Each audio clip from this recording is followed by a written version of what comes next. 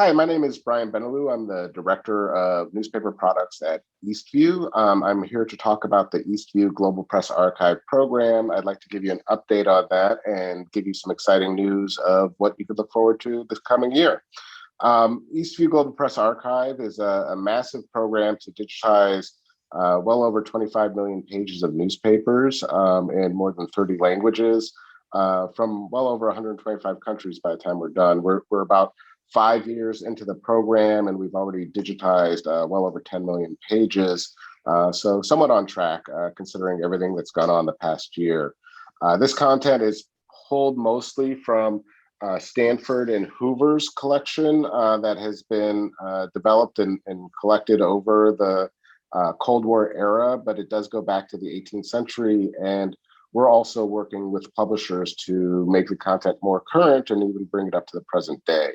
It includes both in copyright and out of copyright content.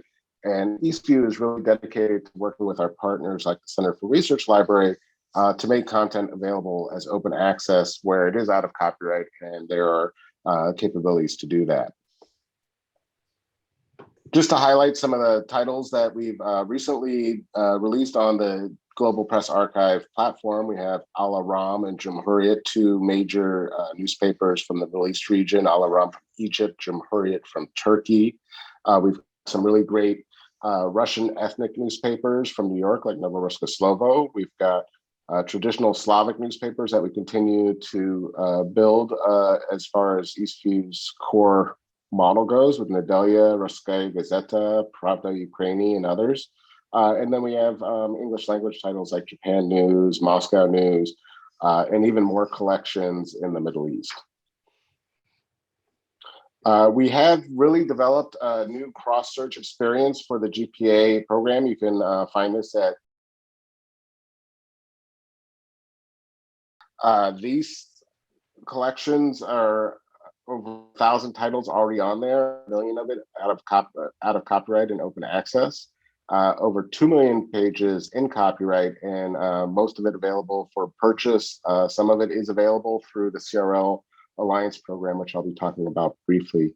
And we do a plan to add in another 2.5 million pages this year of content. This is fully cross-searchable in many languages, including Arabic, Chinese, Japanese, German, Spanish, English, and more to come. As we've enhanced the user experience with cross-searching, we've also added more enhancements to our platform, including virtual keyboards for those languages, transliterated searching for Russian titles, new clipping tools, new citation tools, and simplified browsing as well. I'd like to also highlight the GPA CRL Alliance program. This is wrapping up the third year of the program.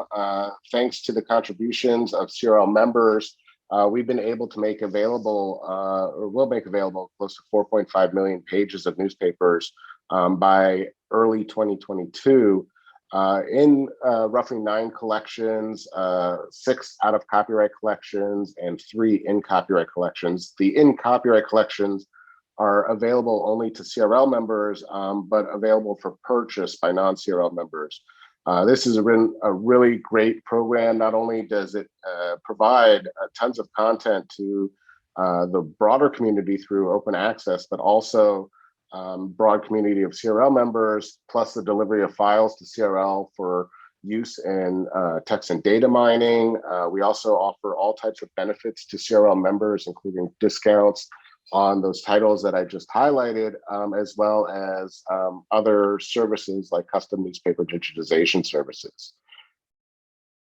So as I've said, we've highlighted about halfway through the program, a little bit more than halfway through. We have 5 of the 9 collections. They include the late Qing and Republican era Chinese newspapers, Middle Eastern and North African newspapers. That collection is both in copyright, exclusive to CRL members. There's 5 titles for that, but also 79 titles that are available to the general public as an open access collection. We also have independent and revolutionary Mexican newspapers, and our newly launched collection is Imperial Russian newspapers. In total, there's about 1,200 titles on platform, and more to come this year, including content from Latin America, East Africa, and Southeast Asia, and more. We've worked very closely with the Center for Research Library, along with our partners Stanford and Hoover, but these collections were built in collaboration with the broader CRL community. So you can see all types of contributors from UC San Diego to Michigan, the even international partners like CIRMA and the National Library of Russia, all contributed material for these collections. And we look more collaboration and contribution from CRL and its members to keep the program growing in the coming phases. I'm very pleased to announce that because of the positive response to the first phase of the program that's wrapping up now, we have agreed with CRL to continue the program for another 2 years with the same structure that we had for this existing agreement. So the goal will be 1.5 million pages annually for 2 years, so 3 million pages in total.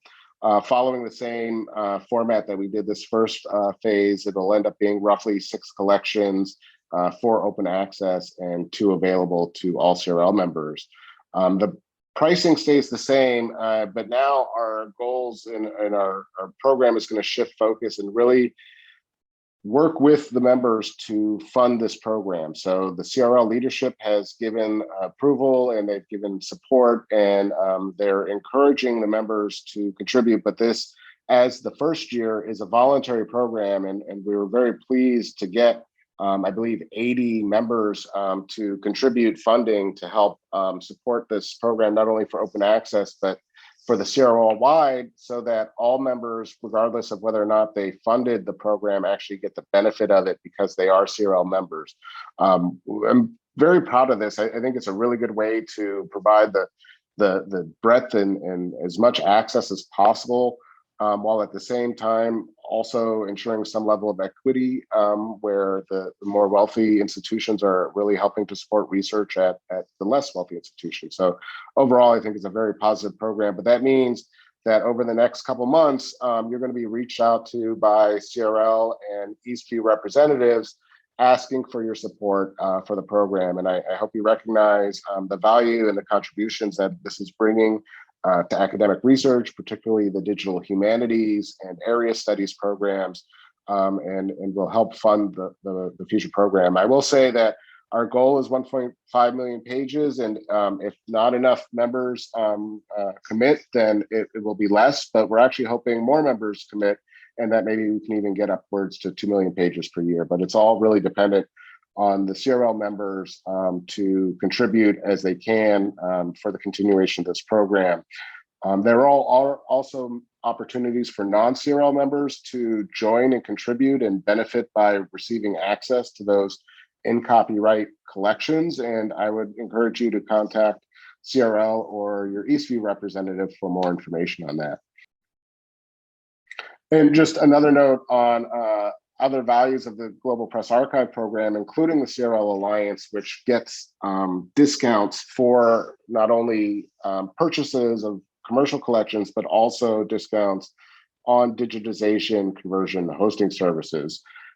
We can digitize newspapers that you have in your library, and we can either add them or produce them as open access collections with your branding and your credit for building that, or we can also make it available strictly to your institution. If there's copyright restrictions on the content, that doesn't necessarily restrict you from digitizing it to host it on your campus to your students and faculty.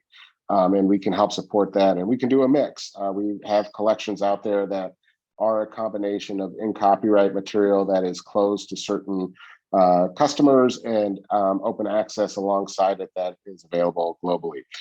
So we have the ability to do that, and again, have it on that same beautiful platform that we've developed for GPA that works with just about every language that is able to be digitized. And with that, you can have your content hosted alongside it. So I would encourage particularly CRL members to take advantage of this discount. Help us grow the GPA program with your valuable content, whether it's just for your researchers, or if we have the ability to make it more broadly available, we can work with you for that. That was it. So thank you all for attending. Please do reach out if you have questions or comments. Again, my name is Brian Benelou. I am available at brian.benelou@eastview.com and happy to answer any of your questions about newspapers at Eastview and the Global Press Archive program. Thank you very much.